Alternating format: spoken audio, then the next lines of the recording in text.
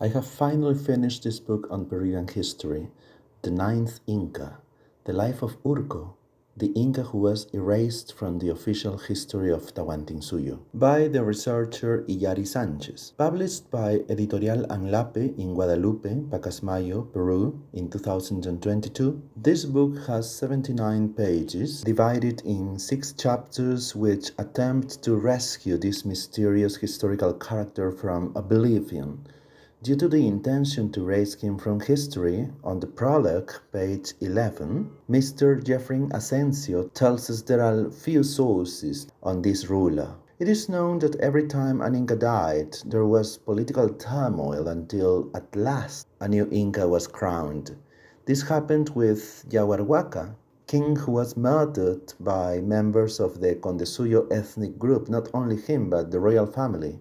Yet Hatun Tupac, a prince, survived and became an Inca, being called Viracocha. Intrigues and fight for the sake of power take place inside the court, and not only by men.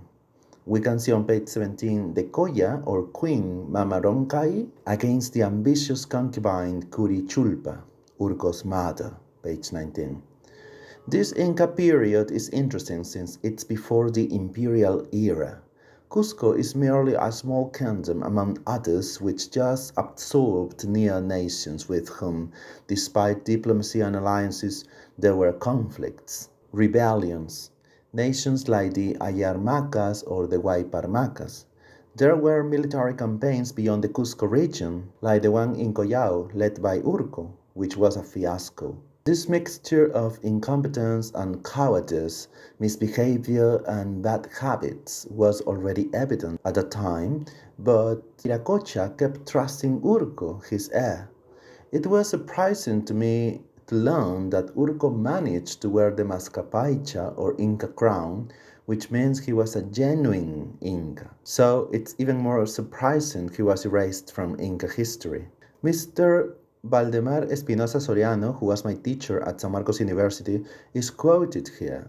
He says that Urco's reign was one of the most abominable, terrible, and disastrous in Andean history. Yet, in the middle of the threat of a Chanca invasion, the figure of Prince Kusiyupanqui emerges. The Chanca were a mighty warrior nation from what is now the regions of Huancavelica, Ayacucho, and Apurimac. They attempted to conquer Cusco, and they would have succeeded given the incompetence of Urco's rule. Kusiyupanqui would lead the people of Cusco and defeat the mighty Chanca. He would be crowned as Inca with the name Pachacutec. There are accounts of battles, the relationship between Pachacutec and his father, Viracocha, and even the intrigues by father and son, the evil in this story, so as to get rid of the good guy, who was Pachacutec, of course. Now we understand why Pachacutec established their co-reign, which meant that the heir ruled accompanied by the emperor. The latter helped the former. However, plots, intrigue, and murders happened after each Inca's death. In the 21st century, and I do not want to politicize this, but then again, I see fights for the sake of power in contemporary Peruvian politics, which have very little to do with the real commitment to serving the nation. How little we have learned, alas. But, well, let's be optimistic and know the history of our great country. In this book, there are various pictures and also a map, like this one on page 23, which depicts Cusco and the areas nearby. We can also see this portrait of Inca Viracocha, Pachacutec and Urco's father, or Caquia Haquijaguana on page 34, Viracocha's residence out of Cusco. Or let's look at this portrait on page 46.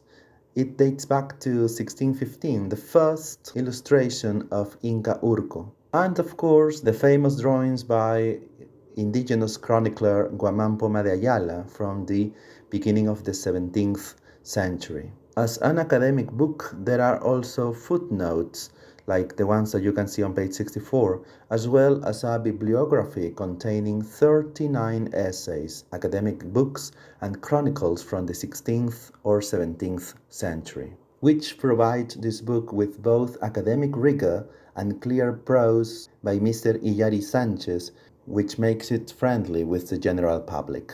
Highly recommendable indeed.